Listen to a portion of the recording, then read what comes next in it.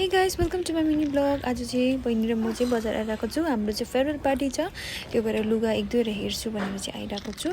अन्त आज चाहिँ ठिक्कै लाल बजार र ठाडो लाइन चाहिँ बन्द रहेछ, तर भए पनि हामी चाहिँ एमजी मार्कमा गएर चाहिँ एकखेप चेक गर्छु, मन पऱ्यो भने चाहिँ लाने भनेर चाहिँ प्यान्टलुन्स है अन्त ट्रेन्ड्स पनि गएर हेऱ्यो।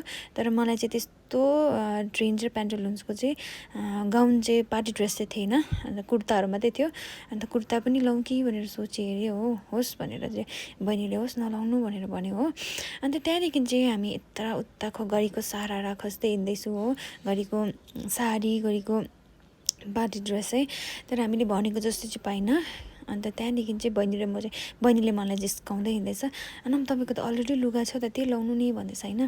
अन्त तर म चाहिँ भन्दैछु होइन, अब पाउँदै पाइनँ भने त होस् हो भनेर भन्यो हो।